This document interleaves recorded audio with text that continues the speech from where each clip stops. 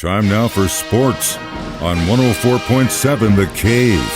Here's Ned Reynolds. Mike the Intern, Ned Reynolds, back in the studio on a Tuesday morning. So I shared this story with Ned a couple days ago. Someone was out at one of the Live Tour golf outings, and right before, I think it was Mickelson took the putt, he goes, "Do it for the Saudi royal family."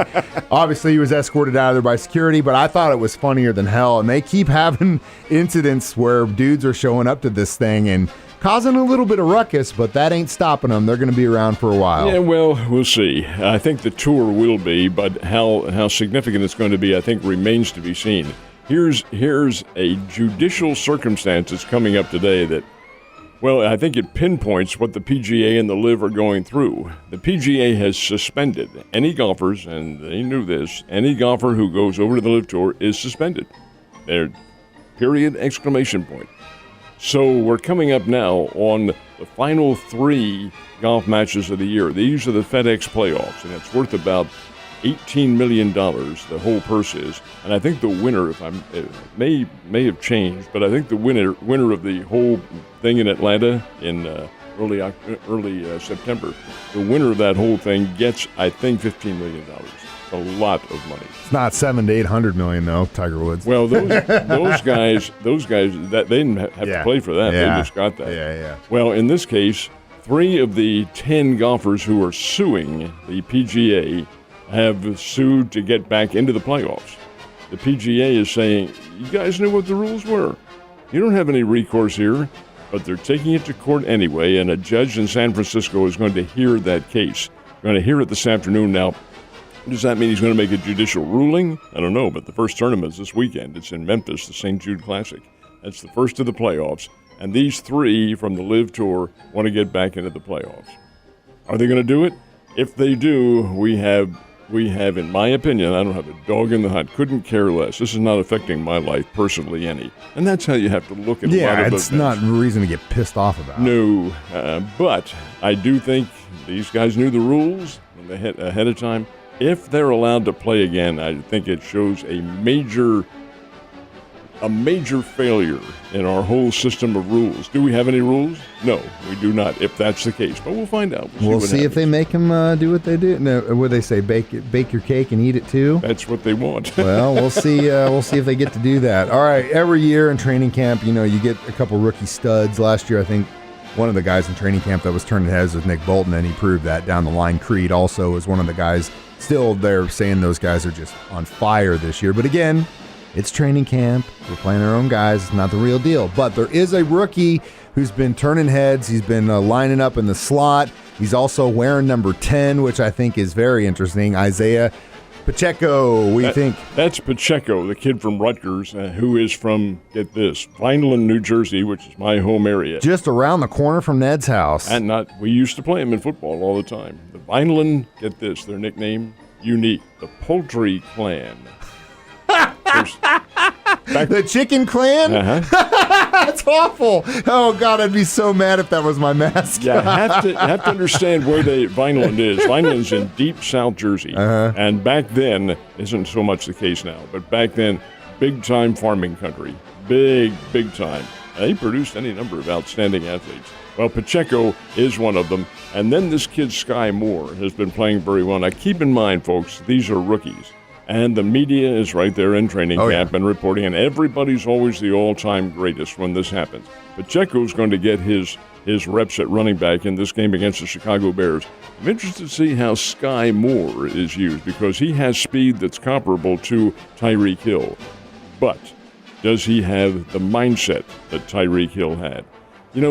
They say, well, Sky Moore's coming from Western Michigan, and hey, there's a correlation here, but Tyreek Hill came from West Alabama. That is right, except he went to West Alabama after being at Oklahoma State and playing big-time football and then getting booted out. But that's neither here nor there. I think this kid Moore can probably play, but how he reacts in game conditions. That's why I think, Mike, that these 3 preseason games going to be very important as to who makes this team and who doesn't. Saturday, when the Bears and Chiefs play, you're going to see mostly the depth players. Mm-hmm. I don't think you'll see the regulars in there. But it'll be a competitive game because these depth players think they can play. In the past, though, Coach Reed likes to play quarterbacks by quarter, or at least in some cases, once he sees what he likes to see, then he moves on. But we'll see. It's going to be interesting and definitely something to do Saturday afternoon. I am so excited we're going to get to watch football on Saturday. I'm so glad Ned Talks back before the game. You get to listen to it. Yes, sir. And we're trying really hard. I'm not going to say anything just yet that it's done, but we're playing with the delay so you can actually listen to us and watch it at the same time. So fingers crossed we can figure that out. We're very hard at work on that right now. All right, last but not least, Field of Dreams game every year is always a very cool thing for the two teams involved, and who gets to do it this year? It is the Cincinnati Reds and the Chicago Cubs, and it's 48 hours from now. They're playing Thursday night, Dyersville, Iowa. That is, of course, where the Field of Dreams is. The stadium that they're playing in is right next to the literal movie set of the Field of Dreams. The stadium is being specially constructed, as it was last year, for a Major League Baseball game. Portable stands and portable lights and all that sort of thing. They'll have a big crowd. Key also in this one is that both the Reds and the Cubs are wearing throwback uniforms. Now, the throwback uniforms, I don't know this for certain, but I think they're going back to the early part of the 20th century. Those are cool. Back in the Field of Dreams days, yeah. what this is based on. That will be absolutely sensational. It's a regular season game. This is not an exhibition. They're playing for real. Of course, the Cubs and the Reds ain't going anywhere this year. No, it kind of feels like an exhibition game, even though it's not one. In a sense, sorry, it does. Cubs and Reds fans. It is on national television, of course, and it's always fun to see how they play in the Field of Dreams with the cornfields, and they are there. Oh, yeah. This is not a set, folks. Everything is right there. It's in the middle What's of Iowa. What's capacity there? It's like, what, like 10? I'm going to say it's about 15. Yeah, okay. That's what I was thinking. Maybe 20 if they boost everything up, but it's not very long. I wonder how many kids are out there in ladders in the cornfield just trying to pop their heads up. That's what I'd be doing all day. The Cardinals head west to the mountains this week. Is that right? Looking for their 8th consecutive win when they take the field tonight at Coors Field in Denver, playing the Colorado Rockies, and chances are pretty good the Cardinals will get that. The Rockies are last place in the National League Western Division. They are probably about 13, 14 games under 500. They are a team that does win at home more than they do on the road by a long shot. But it's a Rockies team that's still young and coming on. The Cardinals should win. Have Miles Michaelis going for them tonight against a pitcher I must admit, Mike, as much as I follow the game and it's my profession, Rocky Feltner, I am not familiar with at all, has a 1-3 record, a pretty high ERA of over 5. So this really lends to the Cardinals' power outburst at the moment, and they are hitting the ball very well. Especially DeYoung.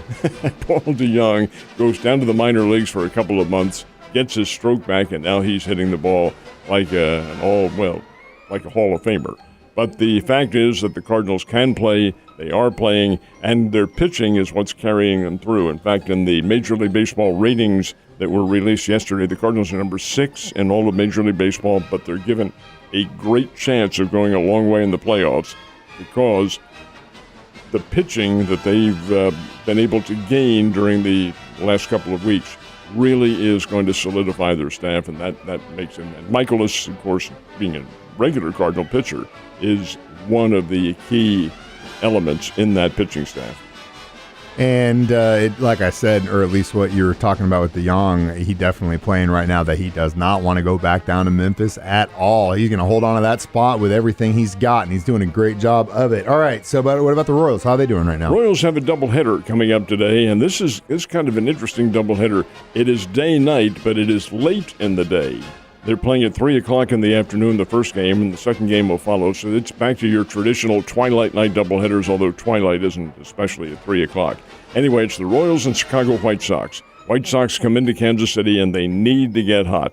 White Sox are very much in playoff contention, but it's with a number of teams in the American League Central Division. And Tony La Russa's ball club has kind of slumbered all season long. They have a lot of weapons on that ball club, but they haven't really played motivated baseball, and La Russa's getting a lot of criticism from the folks in Chicago. Anyway, the White Sox and the Royals have a doubleheader. First game starts at 3, and then the second game is to follow. And the Springfield Cardinals are way out in western Texas against the Amarillo Sod Poodles. We took a little exam yesterday. The Cardinals are coming over from Corpus Christi to Amarillo. What do you suppose the length of that trip is? 10 hours? Not quite. It's about 7. Okay. 7 hours. And this is in that one state. Big state, baby. They're going from South Texas all the way out to West Texas and playing the Sod Poodles for 6 games. Then the Springbirds come back home to play. So, yeah, it's still plenty of baseball left to go. Definitely a lot of baseball, and we can't wait for them to be back in town so we can watch some baseball at Hammons Field. Last but not least, what place do the football Bears fall into the official preseason rankings? And those official rankings came out yesterday. The official FCS rankings put together by that special panel. Missouri State, number 5 in America. This is pretty doggone good. We say, well, number 5, who's number 1? Well, of course, you know North Dakota State's going to be number 1. They're the 9-time reigning national champions. South Dakota State is number 2, and that is who the Bears play on September 24th here in town. That will be a dynamite football game. South Dakota State's very good, folks. But I think the Missouri State Bears are, too. We'll see how the schedule morphs out. But over and above that, it's North Dakota State, South Dakota State, Montana, number 3, Montana State, number 4, and Missouri State, number 5. That's pretty doggone good. This is FCS, folks. This is 1AA. How different is it from 1A? Well, the scholarships are different. There's the big differential of the two, your depth factor. Does that mean the starting 11s can play one-on-one? Yeah, because sometimes those FCS teams do win. We might see some of that this year, but we'll see. We'll see how things. The Bears' FBS opponent's Arkansas, and that'll be a tough one on September 17th. South Dakota State, who the Bears' number 2 team, they play Iowa. North Dakota State goes out to Arizona to play the Arizona Wildcats out of the about-to-be diminished Pac-12 conference. So each of these teams has their money game involved, and you need it. Your budgets aren't the same as the other big schools are.